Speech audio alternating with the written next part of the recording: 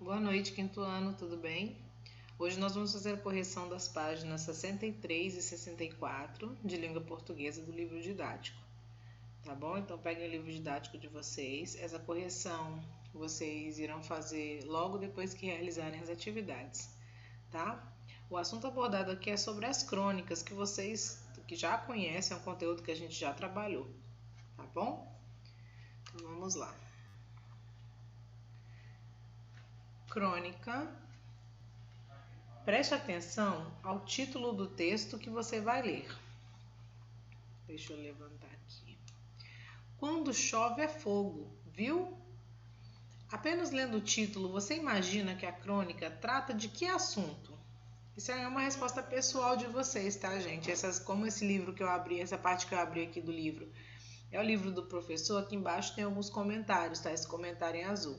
É pessoal, tá? Mas aí vocês têm que analisar o seguinte: a gente está falando sobre um fenômeno que é a chuva, né? E quando a gente usa aquela expressão que alguma coisa é fogo, normalmente a gente está falando de alguma coisa negativa, né? De algo ruim que vai acontecer, de algo assustador que possa acontecer, tá? Então isso aí é uma coisa pessoal, é a interpretação de vocês.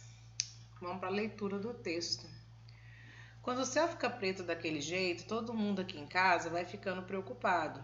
A gente pensa que a casa da gente é um lugar seguro e tudo, mas o problema aqui é a chuva. Começa a chover e a gente corre para olhar na janela. A água vem vindo, assim como quem não quer nada. Sobe na calçada, vem mais um pouquinho, aí chega no portão e depois com os carros que vão passando na rua e fazendo onda, mais a chuva que não para, logo ela entra por baixo da porta da sala. Aí é fogo. A gente sai correndo, pegando tudo que pode molhar, que nem blusa e travesseiro, e vai pondo em cima do guarda-roupa e até amarrando no teto. Chegar lá no teto, que nem naquelas casas afogadas que se vê na televisão, aqui em casa nunca aconteceu. Não sei se isso é uma sorte. Uma coisa bem ruim não é menos ruim porque tem coisa pior, não é? Eu gosto de brincar na chuva, mas o problema que eu descobri é que o legal de brincar na chuva é quando a gente tem um lugar seco para ficar depois. E isso não tem aqui não. Esse texto, gente, ele é um texto de Fernando Bonassi, tá?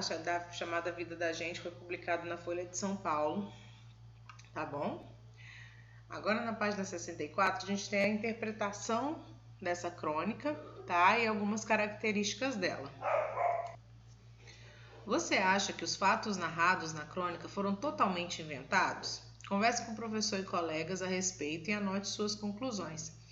Como o próprio gabarito aqui diz, gente, não tem como a gente saber, tá? A gente vê que é uma situação que preocupa quem está narrando, de acontecimentos que a gente sabe que acontecem realmente na vida real, tá? Infelizmente, com as grandes chuvas em muitos lugares, as pessoas têm suas casas invadidas pela água, né, dependendo da quantidade de chuva, e a gente normalmente vê esse tipo de notícia nessas temporadas de chuva em vários locais, não só do nosso país, como em outros países também, tá? Então aqui, ó, uma resposta provável para vocês colocarem, como eu já disse, vocês não têm que ter a mesma resposta, nem minha, nem a mesma resposta do livro, tá? A resposta de vocês, desde que esteja dentro do conteúdo, tá bom? Então aqui, ó, não é possível saber, mas a situação que preocupa o narrador e seus familiares costuma aparecer em jornais com frequência.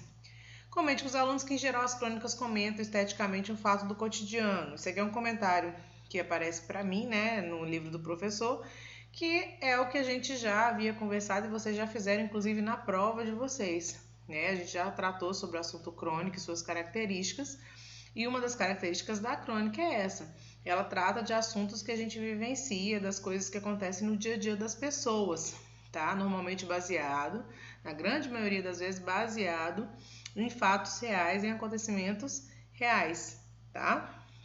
A número 3. O narrador do texto é um narrador personagem ou um narrador observador? Nós percebemos que ele é um narrador personagem. Por quê? Que é justamente a nossa justificativa embaixo, tá? Por que ele é um narrador personagem? Ele está narrando algo onde ele está incluído, tá? As ações que acontecem ali são ações que acontecem com ele, tá bom? Então ele não está como observador de alguém que está por fora da história, só relatando o que viu. Ele está participando das ações, tá? Então isso faz com que ele seja um narrador personagem. Justifique sua resposta copiando um trecho do texto. Quando vocês voltam ao texto, aqui para mim já aparece, né? Nós temos alguns trechos. Quando o céu fica preto daquele jeito, todo mundo aqui em casa vai ficando preocupado. Quando ele coloca essa parte, todo mundo aqui em casa, ele está falando dele e da família dele, né? Então isso é uma prova de que ele está participando da ação. E outras partes também, porque o texto, como ele relata coisas que acontecem no dia a dia dele e relatando quando acontece esse tipo de situação de chuvas extremas onde ele mora, ele a todo momento ele fala da casa dele, tá? Então qualquer trecho que vocês tenham que prove isso, vocês podem colocar, tá bom? No trecho, aqui é o número 4. No trecho, todo mundo aqui em casa vai ficando preocupado. O que deixa as pessoas preocupadas? Quando o céu fica preto, quando a chuva não para, quando a família demora para voltar para casa ou quando a água chega no portão. Quando o céu fica preto, porque já é sinal de chuva e de chuva forte e extrema. É aquela que dura bastante tempo, suficiente normalmente para encher, para acontecer o que ele narra, né? Que a chuva ela começa, ela vai aumentando, aí começa a fazer aquelas ondas com os carros passando na rua já com a água em certa altura, essa água começa a entrar pelo portão e depois começa a entrar dentro da casa, tá bom? Número 5. Qual é a intenção do autor a escrever esta crônica? Assinale a alternativa correta. A intenção do autor seria evidenciar como é a convivência das pessoas com o perigo das enchentes, apresentar o que se deve fazer em situações de chuva forte, ou sensibilizar os leitores sobre os problemas vividos por quem enfrenta chuvas e inundações. Do jeito que é relatado na crônica, a gente pode afirmar que é uma forma que o narrador tem, né, que o autor do texto tem, de mostrar como é a vida das pessoas que sofrem esse tipo de situação, que passam por esse tipo de situação, né? A aflição que essas pessoas ficam quando percebem essa água entrando para dentro de casa, tá? Normalmente a gente vê as notícias no jornal de um narrador observador, né? A gente vê a notícia de alguém que assistiu de fora, mas não que vivenciou, presenciou isso, tá? Então ali seria a intenção mesmo de sensibilizar da situação real de pessoas que passam por isso. Número 6. O autor utilizou uma combinação curiosa de palavras que remete a 2 desastres que podem assombrar a vida de qualquer cidadão. Que palavras são essas? Justifique sua resposta. O próprio título, né, a gente traz as palavras, que é chuva e fogo. A chuva porque trata do assunto que é abordado no texto, né, o que ela pode causar. Então, a chuva provoca enchente e inundação, né, que é o perigo que as pessoas correm e o que ela causa em quantidade. E a palavra fogo, ela está indicando algo perigoso, né? No caso, a gente quando pensa em fogo, a gente pensa num incêndio, em algo perigoso que coloca a vida das pessoas em risco, né? Então, a gente pode colocar isso, como ele coloca aqui. A palavra fogo indica incêndio, outro desastre que ninguém certamente deseja viver, tá? Fogo, normalmente a gente associa a algo perigoso, tá bom? Essa correção aqui foi rapidinha, porque são 2 páginas só. Eu já queria justificar para vocês que as páginas 65 e 66, eu não pedi que vocês fizessem, porque seria uma produção em conjunto em sala de aula, tá? Porque nós teríamos que ter né, uma conversa com os colegas e o professor, e vocês teriam que buscar em jornais e revistas imagens, tá?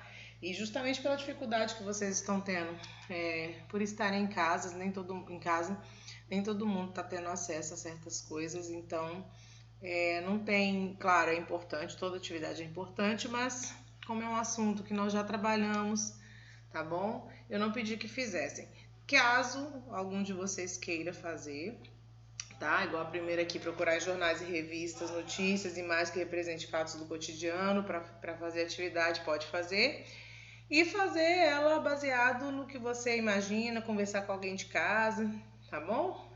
porque aqui justamente é para vocês pegarem um assunto que vocês achem interessante, considerando, né, a imagem de alguma coisa que achem interessante, e vocês falariam sobre isso, considerando o que vocês estão vendo, o sentimento que aquilo desperta em vocês, que aquela imagem traz para vocês, tá? Se é um sentimento de preocupação, de medo, tá bom?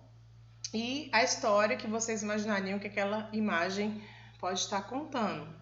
E depois vocês descreveriam isso anotando as informações, tá? Então, eu deixei eu deixei essa questão aberta para quem quisesse fazer, pela questão de condições, se vocês têm facilidade ou não de achar essas imagens e colar nesse espaço aqui, tá bom? Boa correção para vocês, a gente está finalizando o livro didático de língua portuguesa. Boa correção para vocês e qualquer dúvida vocês encaminham para mim por e-mail, tá bom?